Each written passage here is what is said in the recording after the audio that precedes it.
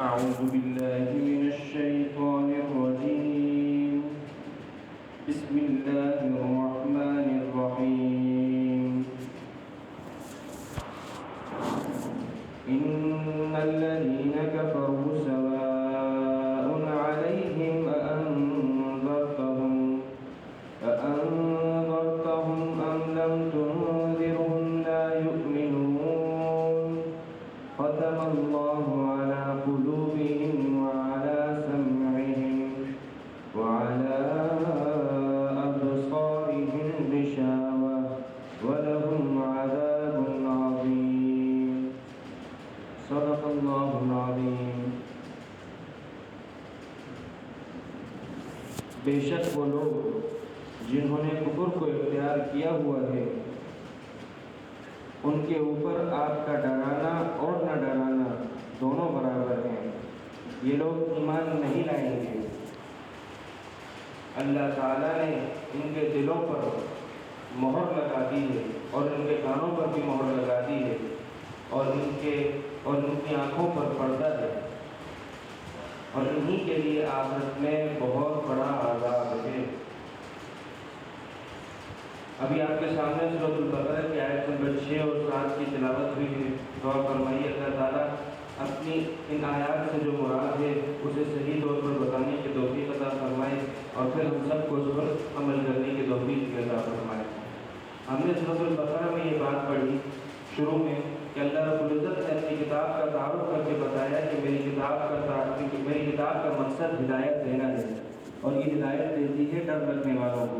جب یہ بتایا کہ یہ کتاب ہدایت دینے والی ہے تو وہیں اس بات کو بھی بتایا کہ اس ہدایت کی کتاب کے ساتھ لوگوں کے معاملے 3 طریقے کے ہیں. لوگ 3 قسموں میں بڑھ جاتے ہیں. بعض تو وہ ہیں جو دل و جان سے اس کتاب کو اس ہدایت کو مانتے بھی ہیں، جانتے بھی ہیں، مانتے بھی ہیں اور اس پر عمل بھی کرتے ہیں. ایسے لوگوں کو قرآن کریم کہتا ہے یہ لوگ متقین ہیں، یہ لوگ ایمان لانے والے ہیں. اور دوسرا گروہ وہ بن جاتا ہے جو کھل کر یعنی دل سے بھی اور اپنے کھلے عام الفاظ سے بھی وہ اس بات کا انکار کر دیتا ہے کہ میں اس وحی کو، اس ہدایت کو نہیں مانوں گا. ایسے لوگوں کو قرآن کہتا ہے کہ یہ لوگ کافر ہیں. اور ایک تیسرا گروہ وہ بن جاتا ہے جو دل سے تو کافر ہی ہوتا ہے، دل سے تو نہیں مانتا لیکن ظاہر سے دکھا دیتا ہے تاکہ میں کچھ دنیاوی نفع لے لوں. میں مسلمانوں کے ساتھ یہ کہہ دوں کہ میں مسلمان ہوں تاکہ ان سے کچھ اگر جہاد ہوتا ہے کہیں مال مل جائے گا تو مجھے بھی حصہ مل جائے گا. اور اگر یہ لوگ مجھ سے لڑیں گے نہیں اور کافروں سے یہ کہتا ہے کہ میں تم لوگوں کے ساتھ ہوں تو یہ بیچ میں کھیلتا ہے. تو جب بھی ہدایت آتی ہے تو اللہ تعالیٰ فرماتے ہیں کہ ہدایت جب بھی انبیاء علیہ السلام نے اللہ کی وحی کو لوگوں کے سامنے بیان کیا ہے تو لوگ انہی 3 حصوں میں بٹے ہیں. بعض تو کھل کر انکار کر دیتے ہیں، بعض دل و جان سے مان لیتے ہیں اور بعض دونوں طرف کھیلتے ہیں یعنی منافقت کرتے ہیں. اللہ رب العزت نے یہ وحی کی مثال بارش کی سی ہے. دیکھیے حدیث میں آتا ہے آپ علیہ السلام نے فرمایا مثل ما بعثنی اللہ من العلم والہدی کمثل الغیث. اللہ تعالیٰ نے مجھے جو علم اور ہدایت دی ہے یعنی وحی دی ہے اس کی مثال بارش کی سی ہے. جیسے جب بارش برستی ہے تو ایک زمین تو وہ ہوتی ہے کہ جو زرخیز ہوتی ہے، پانی کو قبول کر کے اپنے اوپر فصل کو اگا لیتی ہے. اور ایک وہ زمین ہوتی ہے جو بنجر ہوتی ہے اور سخت ہوتی ہے، پانی کو قبول تو نہیں کرتی لیکن اپنے اوپر پانی کو کھڑا کر لیتی ہے. اور ایک وہ زمین ہوتی ہے جو قبول بھی پانی جذب کر لے گی لیکن کچھ اگائے گی نہیں. تو اللہ تعالیٰ فرماتے ہیں کہ انسان کا دل بھی اسی زمین کی طرح ہے. بعض لوگ تو ہدایت کو اور حق کو قبول کر لیتے ہیں اور اس حق کو قبول کرنے کے بعد اپنے وجود پر نماز، روزہ، زکوٰۃ، حج، داڑھی وغیرہ کی مختلف چیزوں سے اپنے آپ کو ظاہر کو آراستہ پیراستہ کر لیتے ہیں. لیکن بعض لوگ ہوں گے جو کہ ان کے دل کی زمین ایسی ہے کہ باوجود اس کے کہ بارش تو ایک ہی سی ہے یعنی زمین پر جب بارش برستی ہے تو اس فرق سے نہیں برستی کہ فلاں علاقے میں برسنا ہے تو اس نوعیت کی بارش ہوگی، فلاں میں برسے گی تو اس نوعیت کی ہوگی. تو وہی بھی ایک ہی ہے لیکن قبول کرنے والے دل مختلف ہیں. تو اسی وجہ سے ماننے کی صفت بھی مختلف ہو جاتی ہے. یہاں رک کر ایک بات سمجھنی چاہیے. اللہ رب العزت نے تمام عالم کی اقوام کو 3 حصوں میں تقسیم کیا: کافر، مومن اور منافق. اور یہی حق اور باطل کا معیار ہے. قرآن کی نظر میں حق اور باطل کو پرکھنا ہے تو انہی 3 چیزوں میں پرکھا جائے گا.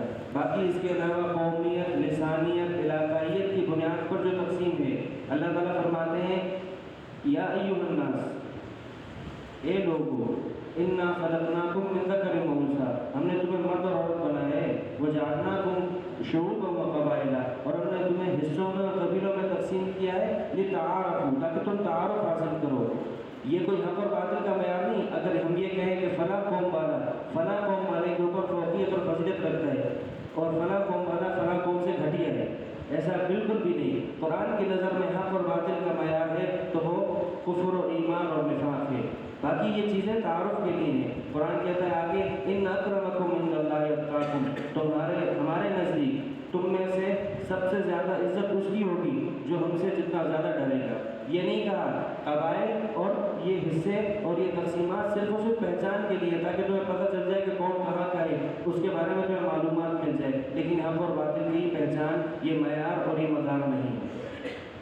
اب دیکھیے اللہ تعالیٰ ان آیت نمبر 6 اور 7 کے اندر 5 آیات کے اندر تو ماننے والے متقین اور ڈر رکھنے والوں کو بتایا، ان کی صفات بیان کی، ان کا انجام بیان کیا. اور آیت نمبر 6 اور 7 کے اندر میں جو لوگ کھل کر انکار کرتے ہیں ان کے بارے میں بتایا. اور آیت نمبر 8 سے لے کر 20 تک جو منافقت کرتے ہیں ان کے بارے میں بتایا کہ ان کی کیا کیا خباثتیں ہیں اور ان کا کیا کیا انجام ہوگا.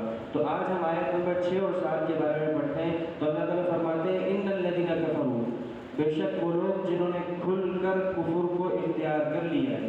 دیکھیے کفر کہتے ہیں کسی چیز کو چھپانا کوئی، اور اللہ کی نظر میں جو شخص اپنے موصل کو، جو شخص اپنے رب کو، جو شخص اپنے پالنے والے کو، جو شخص اپنے خالق مالک کو چھپاتا ہے تو یہ چھپانے والوں میں سب سے بڑا چھپانے والا ہے. اس کے جیسا چھپانے والا کوئی نہیں. کیوں؟ کیونکہ اس نے اس ذات کو چھپا لیا ہے. اس نے اس ذات کو ماننے سے انکار کر دیا کہ جس ذات نے اسے پیدا کیا تھا. اس نے اس ذات کو ماننے سے اس ذات کے وجود کو چھپا دیا، اس ذات کو ایک ماننے سے انکار کر دیا کہ جس نے اکیلے تنہا اس کو وجود دیا ہے، اس کو پالا، اس کو بڑا کیا اور آج اس کو ایک توانا انسان کر دیا، لیکن یہ اسے چھپاتا ہے. تو اللہ تعالیٰ فرماتے ہیں جن لوگوں نے کفر کو اختیار کر لیا ہے اور ایسا کفر کو اختیار کر لیے، اتنے اس پر جم چکے ہیں، جانتے ہیں کہ یہ بات حق ہے، جانتے ہیں کہ میں اللہ ہوں، لیکن پھر بھی نہیں مانتے. تو اللہ تعالیٰ فرماتے ہیں یہ لوگ، ان کی ایسی کیفیت ہے کہ اے نبی اگر آپ ان کو ڈرائیں یا نہ ڈرائیں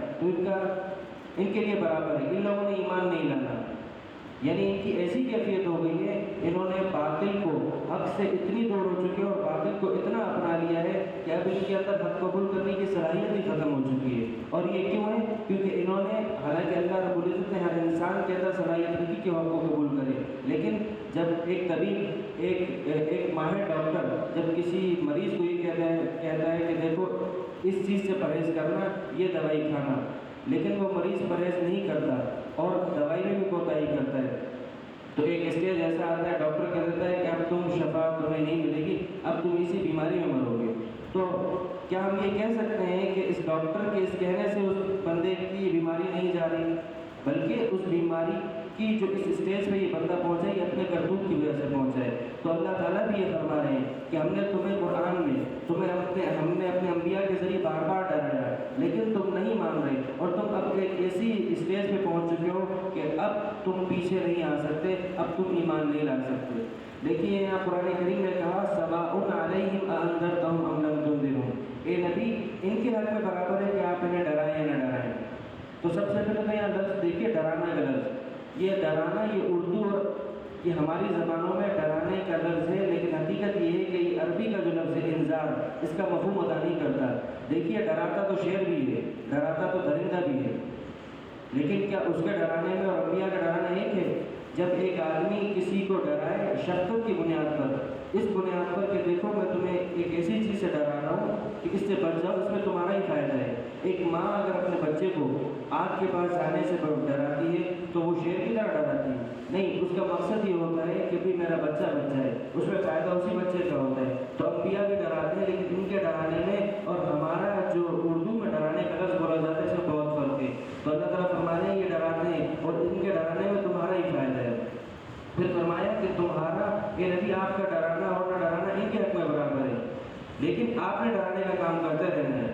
یعنی اس سے ہمیں یہ بات پتہ چلی کہ جو آدمی دعوت دے رہا ہے، داعی ہے، کسی کو نصیحت کر رہا ہے، تو اسے نصیحت چھوڑنی نہیں چاہیے، باوجود اس کے کہ پتہ ہو کہ یہ بات مانے گا نہیں۔ آپ اپنا کام کرتے رہو، آپ کو نصیحت کرنے میں، دعوت دینے میں آپ کو آپ کا ثواب ملے گا، آپ کو اور ان لوگوں کے اوپر دلیل کام ہو جائے گی۔ یعنی یہ لوگ یہ نہیں کہہ سکیں گے کہ ہمیں کسی نے ڈرایا نہیں۔ تو اللہ تعالیٰ فرمانے کہ جن لوگوں نے کفر کو اس طرح اختیار کیا ہوا ہے کہ ڈرانا نہ ڈرنا برابر ہے، یہ لوگ ایمان نہیں لائیں گے۔ پھر آگے اللہ رب العزت نے ان کے دو انجام بیان کیے، ایک ان کا دنیاوی انجام اور ایک ان کا آخرت کا انجام۔ دنیا کا انجام یہ بیان کیا کہ ختم اللہ علی قلوبہم وعلی سمعہم وعلی ابصارہم غشاوہ۔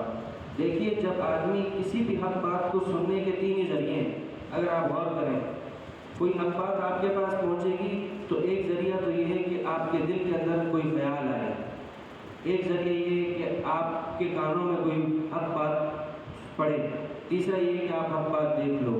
یہ تین ہی طریقے ہیں، لیکن اللہ تعالیٰ فرما رہے ہیں کہ ان لوگوں نے اپنے ساتھ کفر کو اتنا اختیار کر لیا ہے، باطل کو اتنا اختیار کر لیا ہے کہ اللہ تعالیٰ فرما رہے ہیں ہم نے ان کے دلوں کو سیل کر دیا ہے، ختم، مہر لگا دی ہے۔ ایسا سیل جیسے کسی لفافے پر سیل لگا دی جائے تو اس کا مطلب یہ کہ اب اس کے اندر آپ کوئی چیز اندر داخل نہیں کر سکتے۔ تو اللہ تعالیٰ فرما رہے ہیں کہ ہم نے ان کے دلوں پر سیل لگا دی ہے، ان کے کانوں پر سیل لگا دی ہے اور ان کی آنکھوں پر پردہ آ گیا۔ یہ کیوں؟ کیونکہ انہوں نے اپنے ساتھ ایسا خود کیا ہے۔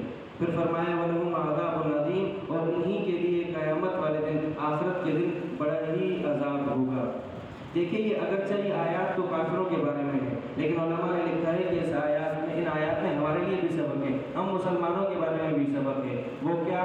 سب سے پہلا سبق تو یہ کہ دیکھیے اگرچہ بات تو کفر کی ہے لیکن گناہ کا، ایک مسلمان جب گناہ کرتا ہے تو حدیث میں آتا ہے، آپ علیہ السلام نے فرمایا اس کے دل پر ایک نقطہ، ایک سیاہ نقطہ پڑ جاتا ہے۔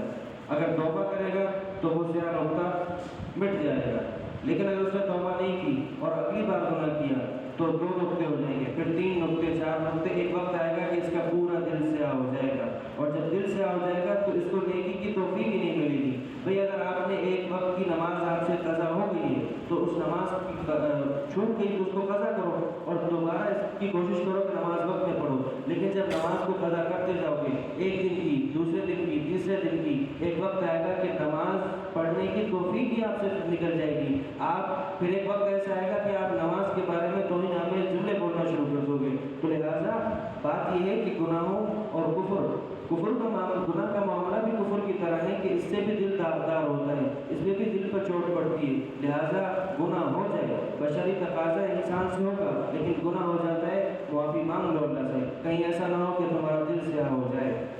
ایک بات، دوسری بات یہ علماء نے لکھی کہ دیکھیے حق بات کو قبول کرنا چاہیے، چاہے وہ کہیں سے بھی ملے، اس بات کی اس بنیاد پر کہ فلاں آدمی کہہ رہا ہے اور فلاں سے میری دشمنی، فلاں سے میرا مخالف ہے، وہ حق بات کہہ رہا ہے لہٰذا میں قبول نہیں کروں گا۔ نہیں، حق بات جہاں سے ملے وہ اس کو قبول کرنا چاہیے، اور یہی حق کا تقاضا یہ ہے کہ حق جہاں ملے اس کو قبول کیا جائے۔